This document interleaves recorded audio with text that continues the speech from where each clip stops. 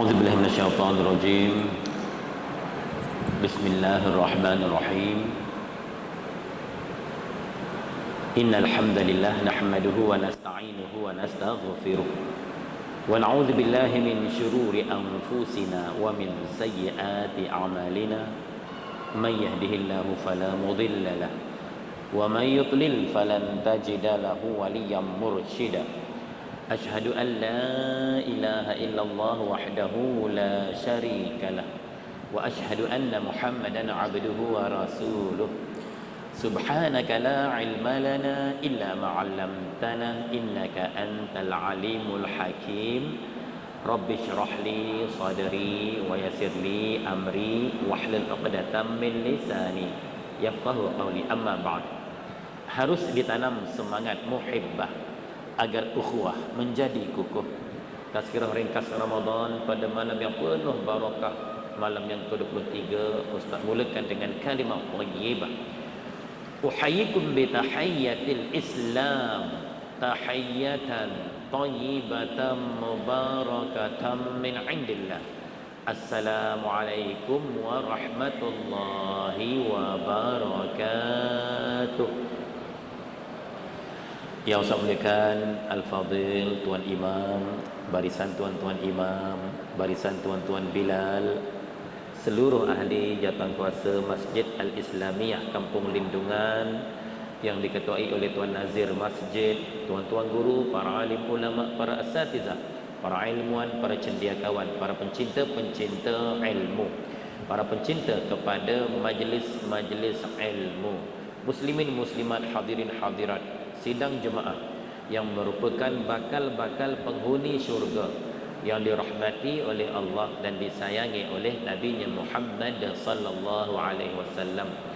Sabda Rasulullah sallallahu alaihi wasallam yang bermaksud, carilah malam Al-Qadar itu pada 10 malam-malam terakhir daripada bulan Ramadan. Dalam hadis yang lain, sabda Rasulullah sallallahu alaihi wasallam yang bermaksud, carilah malam Al-Qadar itu pada malam-malam ganjil di 10 malam-malam terakhir daripada bulan Ramadan. Malam ini malam yang ke-23, malam ganjil. Mudah-mudahan malam ini adalah malam Al-Qadar insya-Allah. Jadi saya nak berkongsi satu tajuk pada malam ini, iaitulah Ramadan dan kesihatan. Ramadan dan kesihatan. Qala Rasulullah sallallahu alaihi wasallam, sumu tasihhu. Rawahu Tabrani. Maksudnya, berpuasalah nescaya kamu sehat. Hadis riwayat Imam At-Tabrani rahimahullah. Status hadis ini adalah dhaif, namun dari sudut makna ianya adalah benar. Bila kita menjalani ibadah berpuasa di bulan Ramadan, kita bukan sahaja akan mendapat sehat dari sudut jasmani, yakni tubuh badan, bahkan kita akan mendapat sehat dari sudut jiwa kita, hati kita, rohani kita. Masya Allah. Maknanya dengan kita melaksanakan ibadah berpuasa, kita akan memiliki kesihatan jasmani dan rohani insya Allah.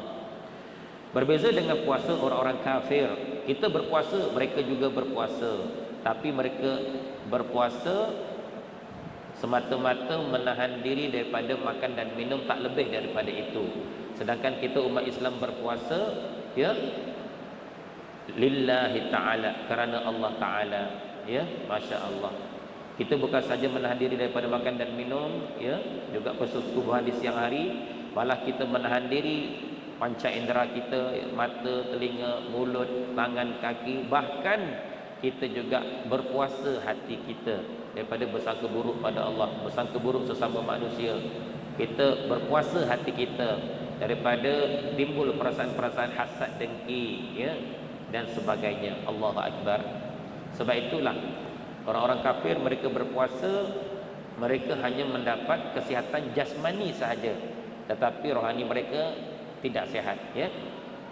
Sedangkan kita umat Islam berpuasa, kita mendapat kesihatan jasmani dan rohani, sebab puasa kita disandarkan lillahi ta'ala.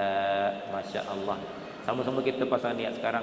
Nawaitu sawma qadin an adai fardhi syahri ramadana hadhihi sanati lillahi ta'ala. Jadi kita puasa ni lillahi ta'ala. Jadi kita mendapat sihat jasmani rohani. Mereka hanya mendapat sihat jasmani sahaja. Rohani mereka tak sihat sebab bukan kerana Allah Ta'ala. Baik, kita bincang sedikit ya. Yang pertama, berpuasa menjamin sihat jasmani, yakni tubuh badan.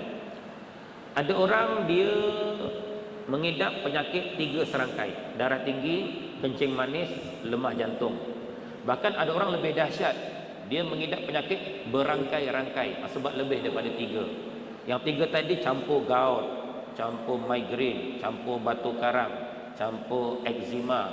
Itu berangkai-rangkai namanya. Bila masuk bulan Ramadan ya, dia pun berpuasa. Hari pertama, kedua, ketiga, keempat, kelima, keenam, ketujuh, ke-8, ke-9, ke-10. Hari ke-11 dia pergi klinik buat medical check up, jumpa doktor. Bila doktor cek, doktor pun berkata, Pak Cik, tekanan darah Pak Cik stabil. Pak Cik, kandungan gula dalam darah Pak Cik pun okey, stabil. Pak Cik, degupan jantung Pak Cik pun normal. Pak Cik sehat, cop jempol. Malangnya bila menjelang hari lebaran Idul Fitri, Syawal yang mulia, pula tu di pertengahan Syawal membawa ke penghujung. Masa tu banyak sangat open house ya, rumah terbuka sana sini. Hatta kalau kita berkunjung rumah tu pintunya tertutup, kita pun ketuk pintu, tap tap tap, Assalamualaikum. Tuan rumah pun buka pintu. Silakan masuk, open house juga namanya ya. Bila dah masuk, atas meja tuan rumah ya, penuh hidangan, pelbagai juadah makanan, beraneka jenis makanan, minuman, kuih-muih, kerepek, keropok ya, buah-buahan. Ya Allah, sangat-sangat menggiurkan.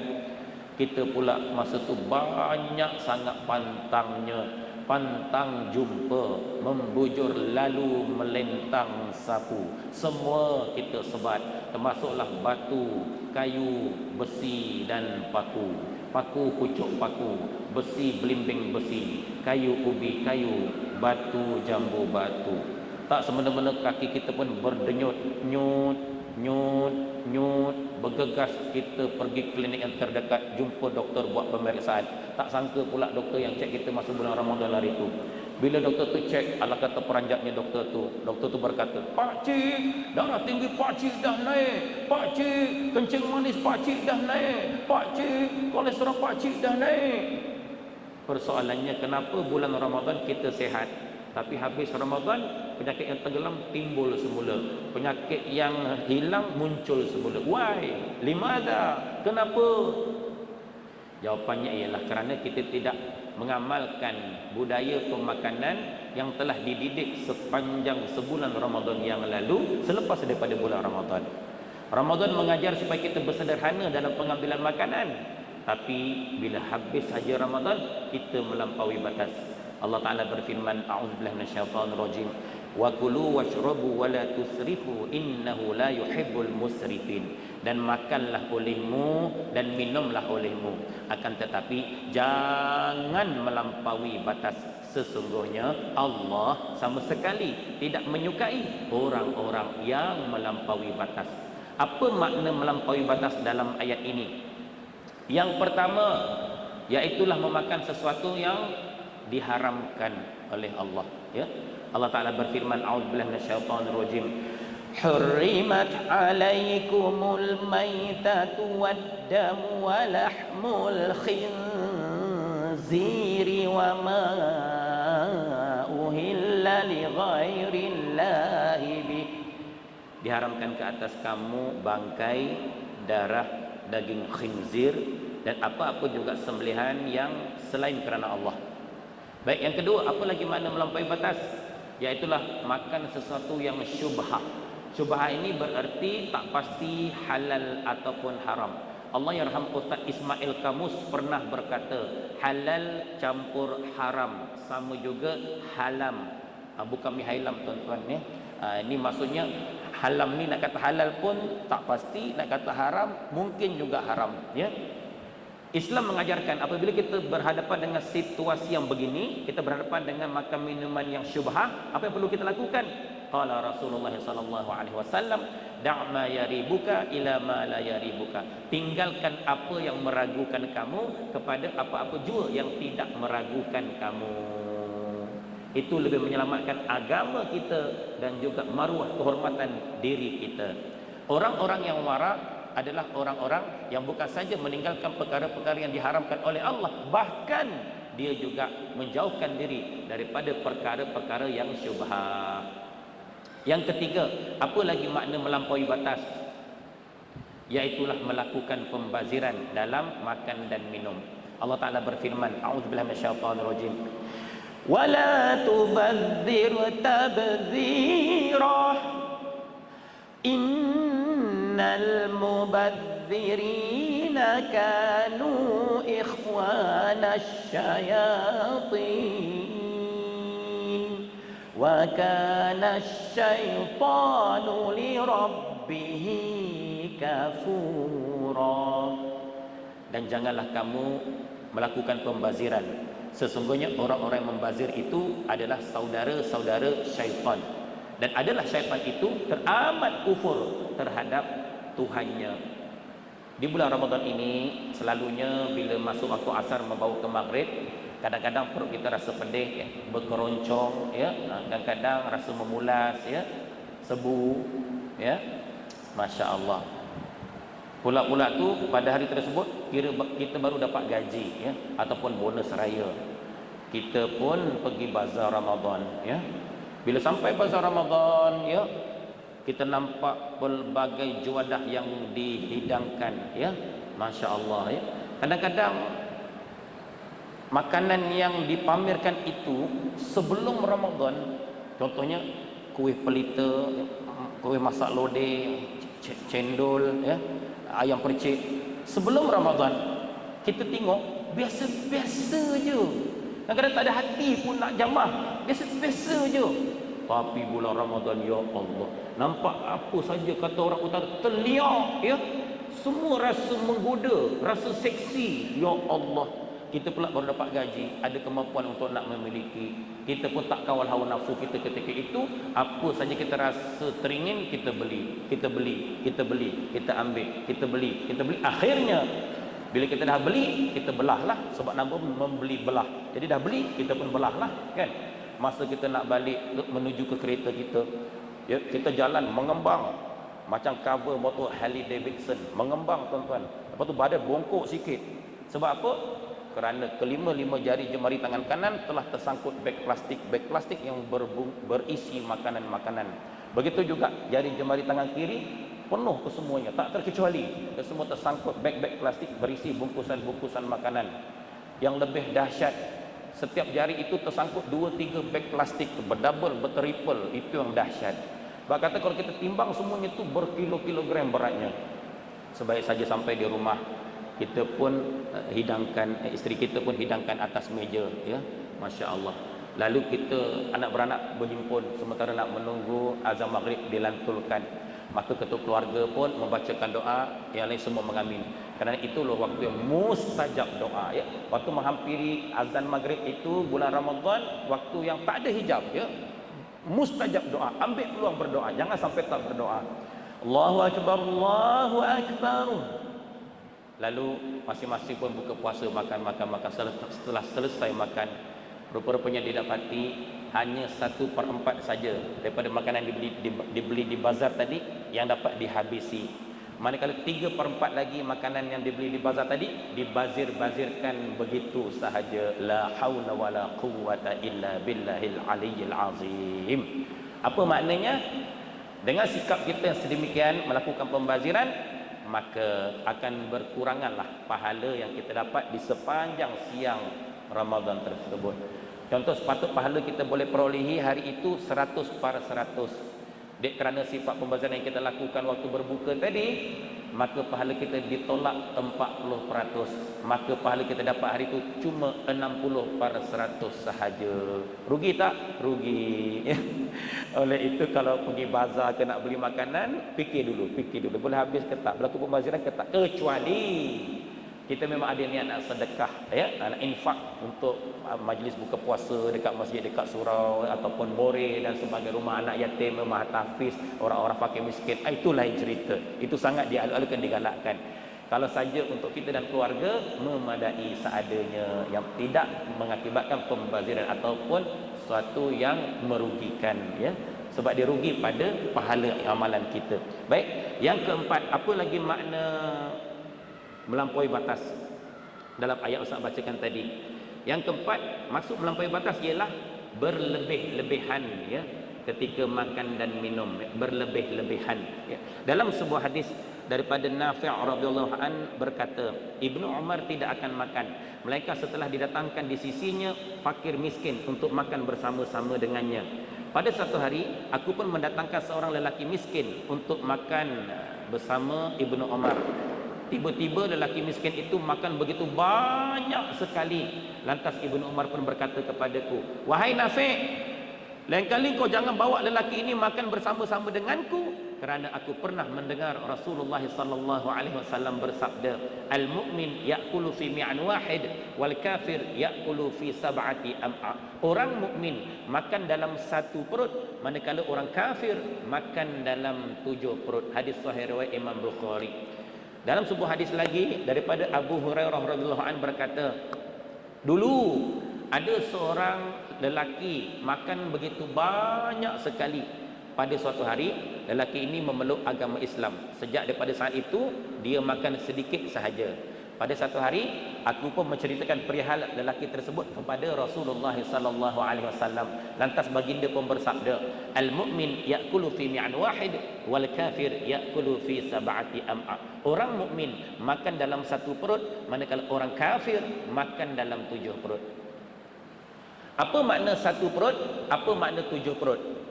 Ini ialah nisbah kadar pengambilan makanan antara orang kafir dengan orang mukmin. Maknanya kalau orang kafir makan banyak sangat, tiba-tiba kita orang mukmin pun makan banyak seperti mana mereka makan, maka tak ada bezalah cara makan mereka dan cara makan kita, ya. Sepatutnya kalau orang kafir makan banyak sangat, kita orang mukmin tak boleh makan banyak seperti mana mereka makan. Kita kena makan hanya sedikit sahaja ataupun bersederhana sahaja, ya. Dalam sebuah hadis sabda Rasulullah sallallahu alaihi wasallam yang bermaksud, tidak ada kantung yang lebih buruk pada seseorang anak Adam mengatasi perutnya. Cukuplah dia mengambil beberapa suap makanan untuk menegakkan tulang sulbi. Jika tidak dapat, maka jadikan 1/3 bahagian perut untuk makanan, 1/3 bahagian perut untuk minuman, 1/3 bahagian perut untuk pernafasan ataupun udara. Sebab itulah bila kita makan banyak sangat, maka nafas kita akan menjadi pendek, kita akan tercungap-cungap dan termengah-mengah. Sebab apa? Kerana 3/3 perut kita telah dipenuhi makanan, hingga tak ada lagi ruangan 1/3 untuk minuman, hingga tak ada lagi ruangan 1/3 untuk pernafasan. Sebab itu kita tak sehat. Sebab itu macam-macam penyakit mengundang, dalam kehidupan. Pernah tak kita baca sirah Rasulullah SAW? Nabi kena kanser, tak pernah. Nabi kena batu karang, tak pernah. Nabi kena gout, tak pernah, ya. Subhanallah. Kesakitan yang Nabi alami hanyalah demam-demam dan sakit kepala. Itu sakit yang biasa dialami oleh sekalian para rasul, ya. Terutama ketika Nabi SAW nak menerima wahyu, ya. Masya Allah. Baik.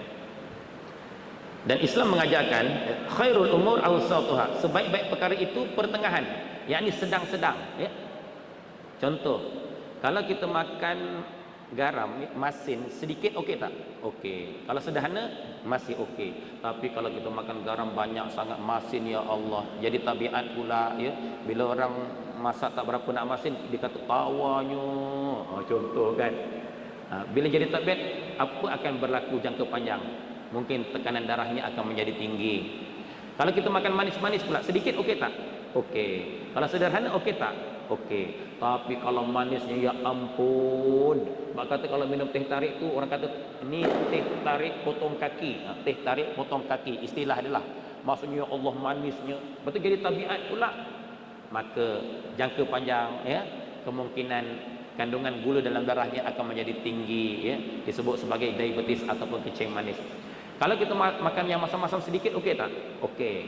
Kalau sederhana masih okey. Tapi kalau kita makan masam, ya ampun, ya, pelam masam, ya, asam boy, asam girl, asam children, ya, asam pedas tom yum, masamnya teramat jadi tabiat. Percayalah, tak lama nanti tekanan darahnya akan menjadi rendah. Kalau kita makan yang pedas-pedas sikit, okey tak? Okey.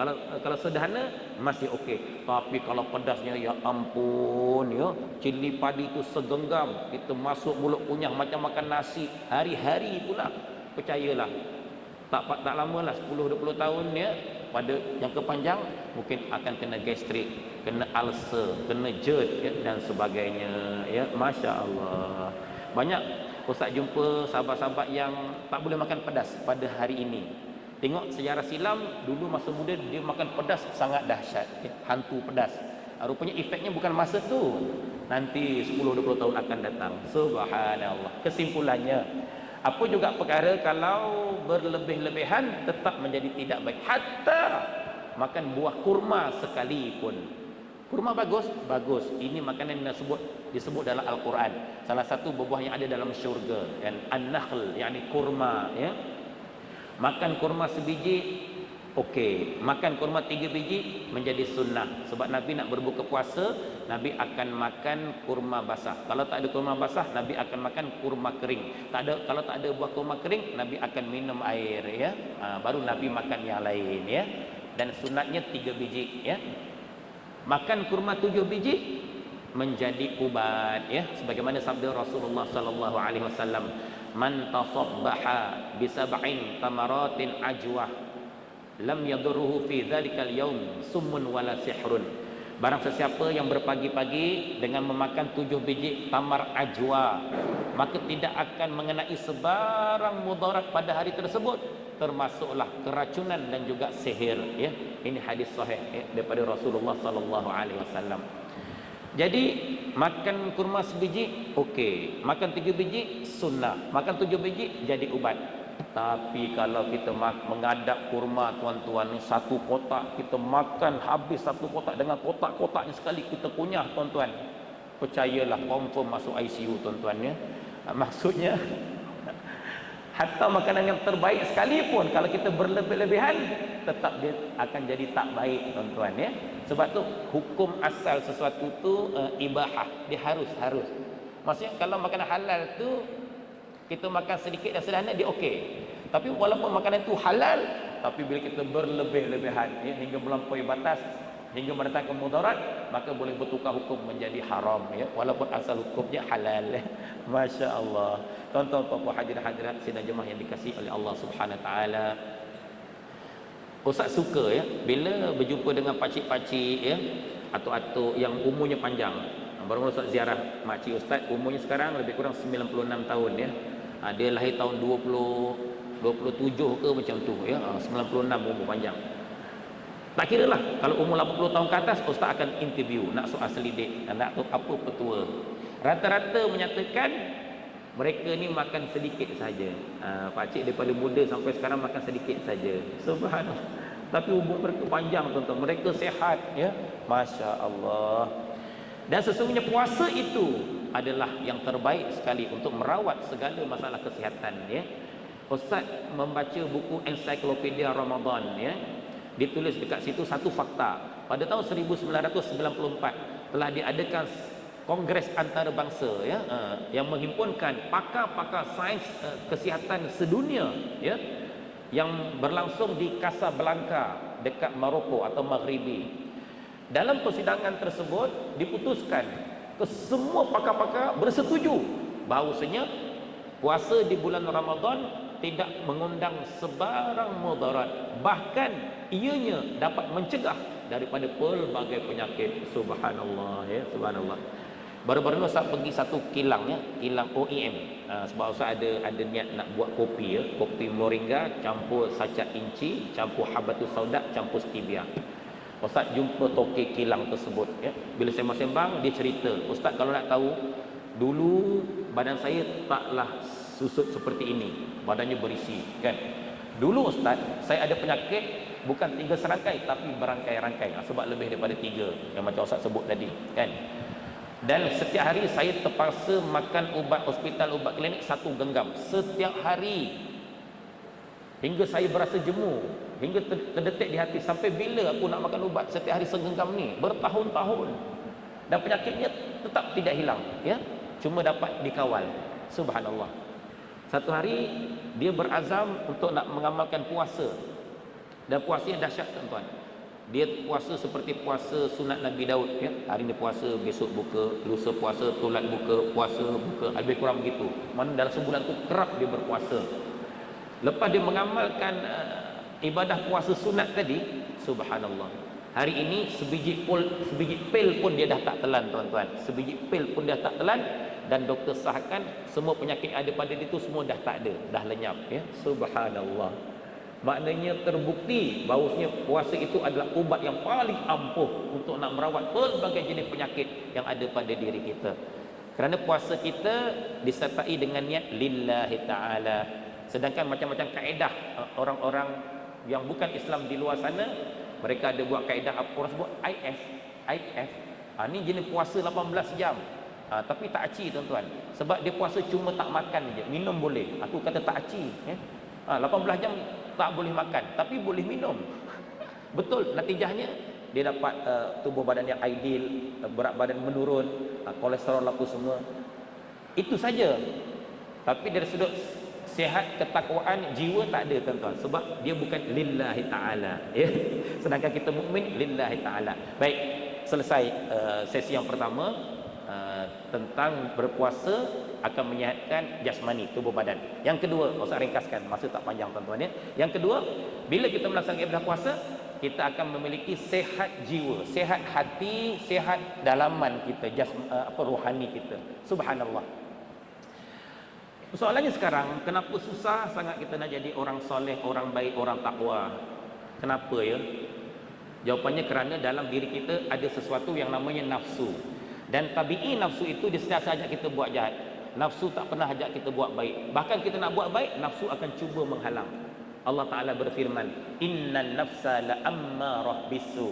Sesungguhnya nafsu itu sentiasa mengajak kamu melakukan kejahatan. Masya Allah, ya. Ustaz, kalau macam tu saya tak nak ada nafsu lah, saya nak buang nafsu jauh-jauh daripada hidup saya, boleh ke? Tak boleh. Sebab nafsu itu bersebati dengan diri kita. Apa yang boleh kita lakukan? Kita didik nafsu, kita bimbing dia, kita tarbiyah. Imam Al-Ghazali mengumpamakan nafsu itu seperti seekor kuda yang sangat liar. Kuda liar ni tak sama dengan kuda jinak, ya. Kuda liar, kalau kita suruh perlahan, dia laju, dia degil. Kita suruh ke kanan, dia ke kiri. Kita suruh berjalan, dia melompat. Berbanding kuda jinak, kita suruh slow, dia slow. Suruh laju sikit, dia laju sikit. Suruh laju sangat, dia laju sangat. Suruh break emergency, dia break emergency. Suruh ke kanan, dia ke kanan. Itu kuda jinak. Kuda liar, dia lawan kuda jinak, ya. Baik. Jadi Imam Al-Ghazali memberi perumpamaan.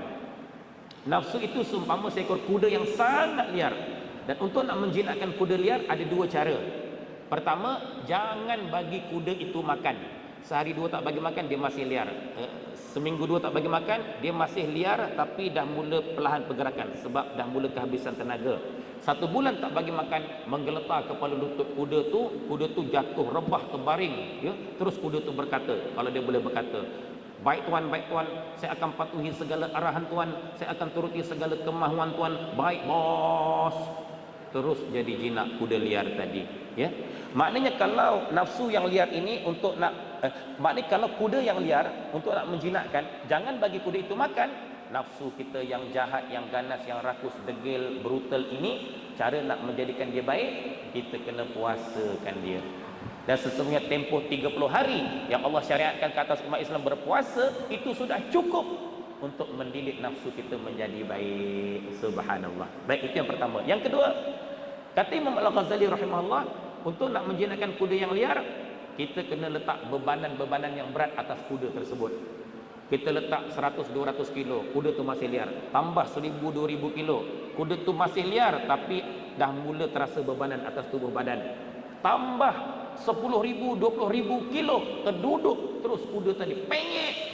Kuda tu berkata, baik tuan, saya akan patuhi segala arahan tuan, saya akan turuti segala kemahuan tuan. Baik bos. Ustaz, kenapa sengau no bunyi? Dah pengek, dia pengek, jadi bunyinya sengau lah, penyek, Ustaz gurau saja. Maknanya Kalau kuda yang liar nak jinakkan dia, kita kena letak bebanan-bebanan yang berat atas tubuh badannya. Nafsu kita yang jahat, yang ganas, yang degil ini, cara nak menjadikan dia baik, kita kena bebankan diri kita dengan memperbanyakkan amalan-amalan yang sunat. Dan sesungguhnya amalan sunat itu paling banyak kita lakukan di bulan ini, di bulan Ramadan. Subhanallah. Kalau bulan-bulan biasa mungkin kita baca Quran satu muka surat, bulan Ramadan mungkin 10 surat, mungkin satu juzuk. Kalau bulan-bulan biasa kita solat sunat mungkin 2 rakaat aja, tapi Ramadan kita tambah lagi 4 rakaat, 6 rakaat, 8 rakaat, bahkan sampai 23 rakaat, masya-Allah. Kalau bulan-bulan biasa, setiap kali kita pergi masjid solat Jumaat aja kita nampak tabung, kita masuk RM1. Asal RM1 masuk tabung, asal masuk tabung RM1, asal RM1 masuk tabung, ya.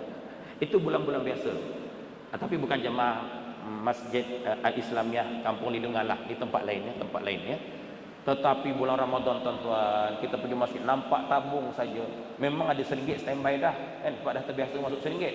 Tapi kita terfikir, ini Ramadan, takkan RM1? Pahala berganda-ganda pun, tak ada kat bulan-bulan lain. Takkanlah RM1.